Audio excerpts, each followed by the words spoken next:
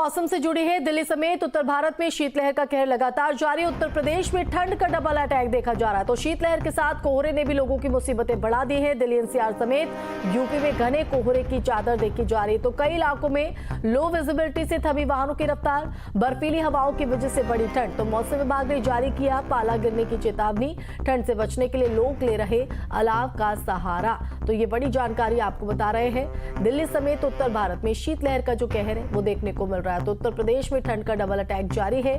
शीतलहर के साथ कोहरे ने भी मुसीबत बढ़ा दी है। दिल्ली एनसीआर समेत यूपी में घने कोहरे की चादर छाई है।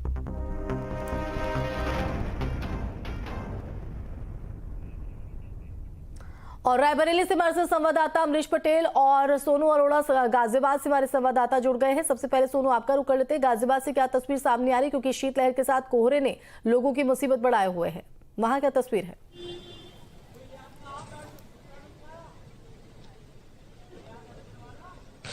देखिए, जो दिल्ली एनसीआर में है वो ठंड का डबल अटैक है। हल्का हल्का कोहरा पड़ रहा है, बर्फीली हवाएं चल रही है। हवाएं चलने के साथ लोगों को काफ़ी परेशानी हो रही है। एक बार आपको तस्वीर दिखाना चाहेंगे। ये अलाव की व्यवस्था नगर निगम द्वारा की गई है, जिससे जो आने वाले जाने वाले लोग हैं वो किसी तरीके की कोई परेशानी ना हो। बात करने की कोशिश करेंगे। भाई साहब, कहाँ से आए हो आप? कहाँ से आए हो आप? लुधियाने से आया हूँ। लुधियाने से आए हो? जी जी।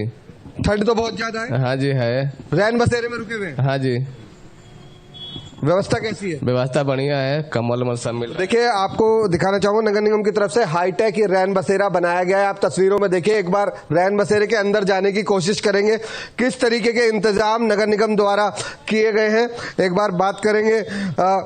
देखिए, एक रजिस्टर बनाया गया है, बाकायदा हीटर की व्यवस्था यहाँ पर की गई है आने जाने वालों को, जिससे ठंड से कोई परेशानी ना हो।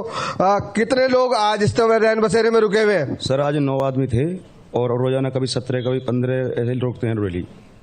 जब कोई बंदा आता है यहाँ पर रुकता है, किस तरीके से एंट्री करते हैं? सर, उसका नाम, उसका आधार नंबर और उसका फोन नंबर हम दर्ज करते हैं और उसका पूरा एड्रेस। देखिए, एक बार तस्वीर दिखाना चाहूंगा। ये फाइल है, इसमें जब आने जाने वाले हैं उनकी एंट्री की जाती है, उनका फोन नंबर, बाकायदा एड्रेस, कहां से आए हैं, कहां से रुके हैं और कहां है। ये गाजियाबाद का रेलवे स्टेशन है जहां ये रैन बसेरा बनाया गया है। जो लोग कुछ रुके हुए हैं उनसे भी बात करने की कोशिश करेंगे। किस तरीके के इंतजाम इस जगह रैन बसेरे में, किस तरीके के इंतजाम है? भैया जी, बहुत बढ़िया इंतजाम है। सोने बैठने का कोई दिक्कत नहीं है इधर। हम बुलंदशहर से हैं। बुलंदशहर से आए जी। अच्छा, किसी तरीके का कोई शुल्क तो नहीं लिया है? नहीं, कोई शुल्क नहीं है, कोई पैसा नहीं चार्ज है। रहने की व्यवस्था बहुत बढ़िया है। व्यवस्था कैसी है? व्यवस्था बहुत बढ़िया है। देखिए, नगर निगम द्वारा हाईटेक व्यवस्था की गई है। आप तस्वीर एक बार देखिए। बाकायदा गद्दे और गरम चादर सब से है। ऐसे किसी तरीके की कोई दिक्कत नहीं है रैन बसेरे के अंदर। अगर कोई आने जाने वाला आता है उसके लिए विशेष व्यवस्था यहाँ रैन बसेरे में रखी गई है। जी, जुड़े हुए हैं अमरीश, आपका रुख करना चाहेंगे। रायबरेली में किस तरह की व्यवस्था है चाक चौबंद प्रशासन की तरफ से, जो मजबूर और असहाय लोग हैं, और साथ ही साथ ठंड का सितम वहां पर किस तरह से देखने को मिल रहा है?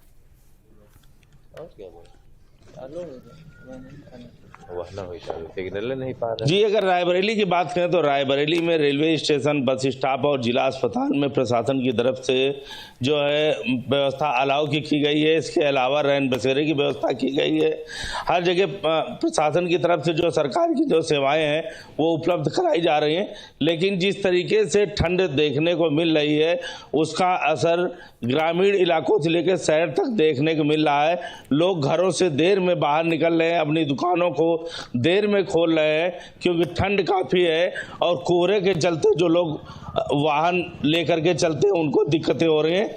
हमारे सामने दादाजी खड़े हैं, बताएंगे दादा क्या कहेंगे ठंड को लेकर? यहाँ पर ठंड के कारण से कोई किसान बाहर नहीं निकल पा रहा है। कड़ाके की सर्दी है, कोहरा बहुत अधिक छाया हुआ है। तो कितनी दिक्कतें हो रही हैं? बहुत भारी दिक्कतें हो रही हैं, अधिक से अधिक दिक्कतें हो रही हैं। यहाँ पर कोई निकल नहीं सकता है। क्या क्या दिक्कतें हैं? तो अच्छा, ये ठंड का असर, अगर फसलों की बात करें तो फसल में कितना असर पड़ेगा? फसलों में सरसों तो बुरी तरह से असर पड़ रहा है और सरसों के सब फूल मर रहे हैं। अच्छा, तो अगर ऐसी ठंड पड़ेगी तो किन किन फसलों पे लगभग प्रभाव पड़ेगा? सरसों और अरहर में बहुत, फली वाली फसल में सभी में प्रभाव पड़ेगा, कोई फसल होगी नहीं।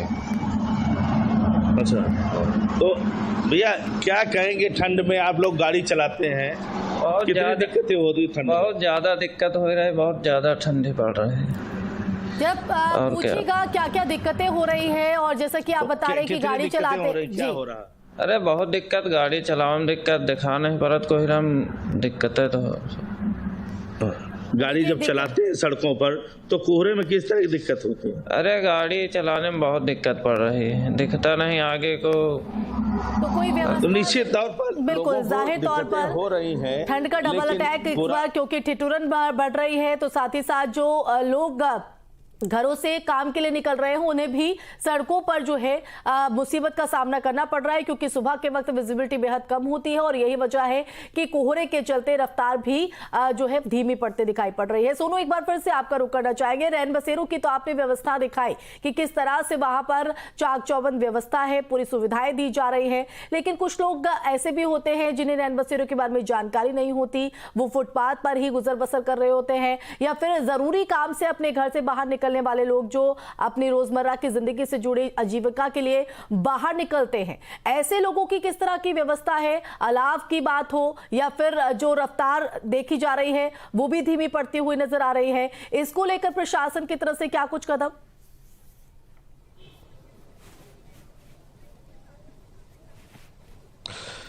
देखिए, आपको बता दूं, जो नगर निगम के नगर आयुक्त हैं वो बहुत एक्टिव हैं इस मामले में।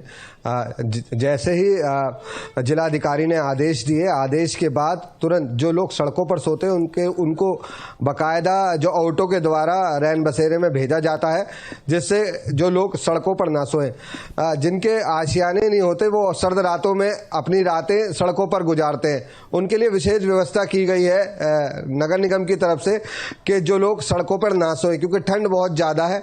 बस अड्डा हो, रेलवे स्टेशन हो, क्योंकि लोग यहाँ पर आने जाने वाले ज्यादा आते हैं, उनको लेकर विशेष व्यवस्था की गई है, क्योंकि लोग जैसे ही स्टेशन से उतरते हैं उनको एक जगह चाहिए होती है सर छुपाने के लिए, क्योंकि कुछ लोगों के पास पैसे नहीं होते होटल में रुकने के लिए, तो वो रैन बसेरे का आसरा ढूंढते हैं। इसी के लिए लेकर ये रैन बसेरे की व्यवस्था की गई है, जिससे किसी लोगों को किसी तरीके की परेशानी ना आए।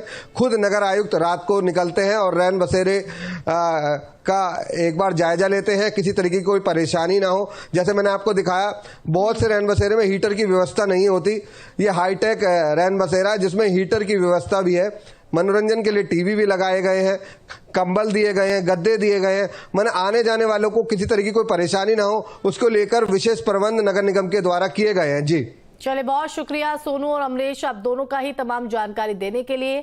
तो ठंड का डबल अटैक लोगों को अभी फिलहाल झेलना पड़ रहा है और इसी को लेकर प्रशासन भी पूरी तरीके से चाक चौबंद नजर आ रहा है।